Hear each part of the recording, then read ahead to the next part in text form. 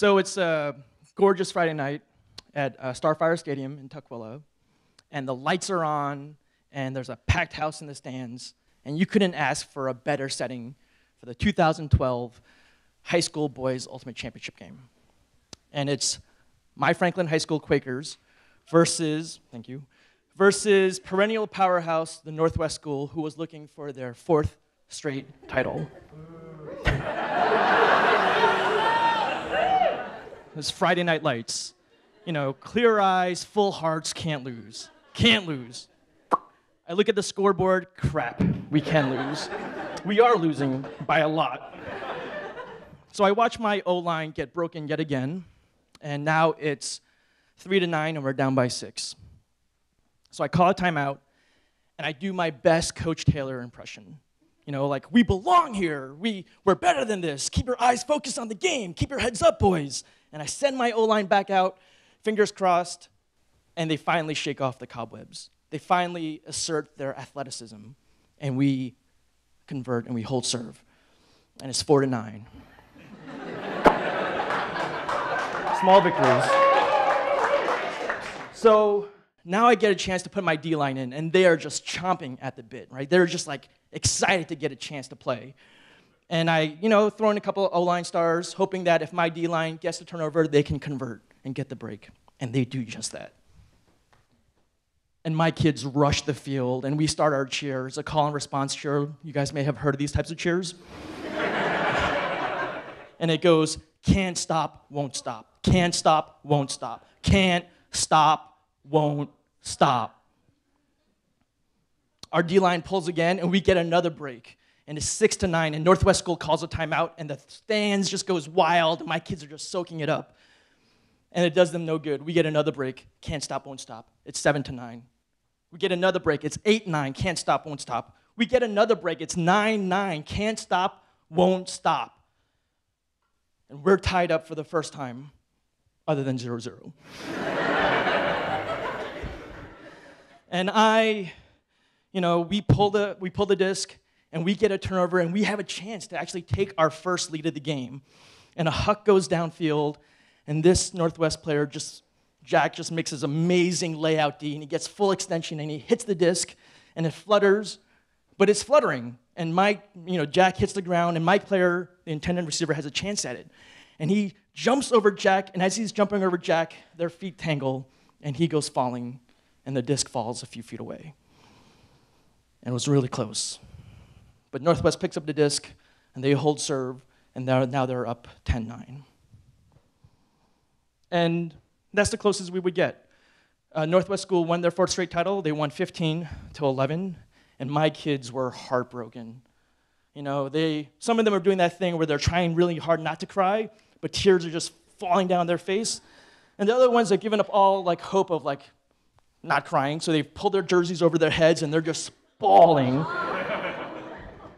And my seniors, I looked at my seniors, there was 11 of them, and a lot of them were taking it the worst. And I called a post-game huddle, and I told them how proud I was, how amazing that comeback was, and the fact that you didn't let adversity get you down, that you fought back, that you clawed back, and that one day we would get our chance and we would get that state title. And I'm not the only one that thinks that. A lot of people in Youth Ultimate have looked at Franklin High School, and on paper, we should win a state title, they're saying. And a big part of that reason is because the 2 middle schools that feed into Franklin are Asa Mercer Middle School in Beacon Hill and Aki Kurosi Middle School in Rainier Valley. And between those schools, they've won the last 4, 5, 6, 15 middle school championship games. And so I love coaching at Franklin. I love getting these 9th graders who arrive, and they've played 3 years of Ultimate already. And my kids keep me young. If anyone coaches, you know that your kids keep you young. Also age you at the same time. And working with kids in the South End is great because you learn all the cool, hip sayings that young people say. You can throw them out.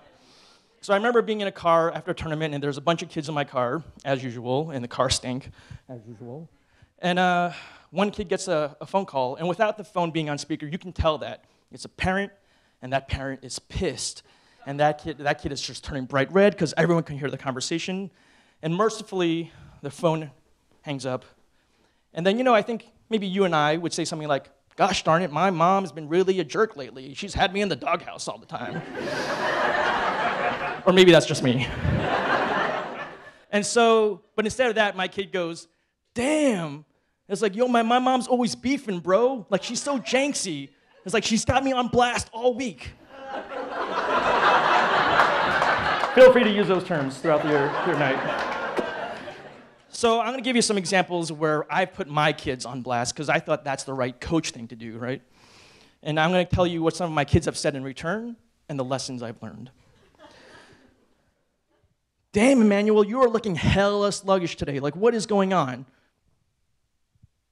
I don't know. I guess it's because I didn't eat lunch. Well, how do you forget to eat lunch? Like, why is that? He's like, I just didn't have any money, Frank. I couldn't afford lunch today. Or this, Joseph, you missed too many practices and you know the rules. If you miss this many practices, you can't play in games. Like, you know how important they are. Where have you been? Sorry, Frank, I had to work a lot this past couple of weeks. I was like, well, can't you change your schedule? Can't you ask for a lighter load during the season? You know how important practice is. I know, Frank, but things are pretty bad at home. None of my parents are working right now, so I have to work as many hours as I can. 70% of the kids at Franklin High School are on free reduced lunch, and that means that for a family of four to qualify for free reduced lunch, they have to have an annual gross income of $43,000 or less. So if you're a single parent and you have 3 kids, $43,000 does not go a long way. And because of that fact, I've started carrying granola bars in my bag.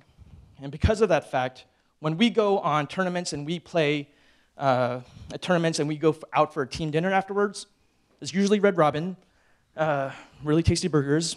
Endless fries is a big deal for kids. It's usually someone's birthday, it's usually mine, which is hella embarrassing because they do that all the time. But I know at the end of that meal that I'm going to be paying for a number of my kids because they're going to be short. They're not going to be able to afford it. Here's another story. Patrick, you are late, get your cleats on, what the hell's going on? Where have you been, man? It's like, sorry, Frank, I had to go to the store first. What? You had to go to you went shopping before you came to practice? You gotta be kidding me.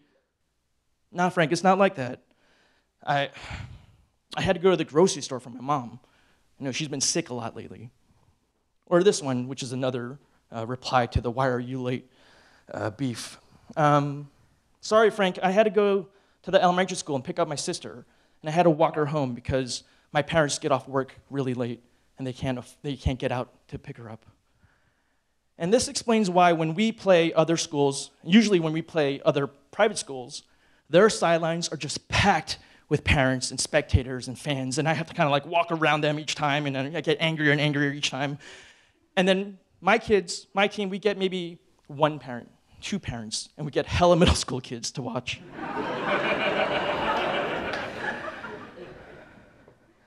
And, it's things like that. So you've learned things, I've come to 2 realizations in, 4 years of falling short of the state title, I've come to 2 realizations. One is this: Northwest School is fucking amazing. You got to give it up to Alex and Reed. That level of coaching that they've done, that program that they've built is amazing. And I hate them and love them at the same time for it. The second realization is this: my kids and other kids from other South End schools like Rainier Beach and Cleveland, they have different obstacles than other kids have. And I had to give up the idea of a coach being like, you have to be at practice. You can't miss practice. I don't want to sound like Allen Iverson, but some things trump practice. And Dom actually had mentioned this story to me, this analogy, and I think it works really well. Ultimate is like a video game. Everyone has to play the same game. There's the same levels you have to get past. You have the same bosses you have to defeat. You have the same power-ups. But for schools like Franklin and Cleveland and Beach, it just feels like the difficulty setting is set at a higher rate than for others. And the great thing about video games is you can always put another quarter in, you can always reset and try again. And so this past fall, it was the 2013 season, and even though I graduated 11 senior boys, we found ourselves in the state title game again. Against who? The Northwest School. And if this was a Disney film, starring Denzel Washington or Emilio Estevez, it would have been something like, Franklin was down by a lot first half, and Franklin makes his amazing comeback, and then the star handler gets injured, and then a freshman comes in, and he throws like a greatest for a Callahan on Universe. I think I've dreamt that a few times. But life isn't a Disney movie, and my kids lost by a lot. They lost 5-15. And once again, they were heartbroken. Once again, they were just crying and disappointed. And I'll be honest, I was disappointed too. I was heartbroken too, because you can only try so many times before you start feeling down. And I felt bad. I felt like I had let down my kids, that I haven't been a good enough coach for them, that I've let down our fans. And it took more than the weekend to get past it, to be honest. It took a long time to get past that feeling of self-doubt and anger. But one thing helped me the most, and that's this. Last June, I went to Memorial High School Stadium, and I went to the Franklin High School graduation, and I watched proudly as all 11 of my senior boys got up with their peers and graduated on time. And if you were a coach at Lakeside or at Seattle Prep or UPrep, you would think, what's the big deal? Like, that's expected, high school graduation, whatever. But that is a big deal, because 25% of the kids at Franklin in 2012 did not graduate. That's 1 in 4. And I don't know the statistics for sure, but I am willing to bet that number is worse for boys than girls. So the fact that all 11 of my senior boys graduated on time, that's huge. And the fact that all 11 of them are taking college classes right now, that's fucking huge.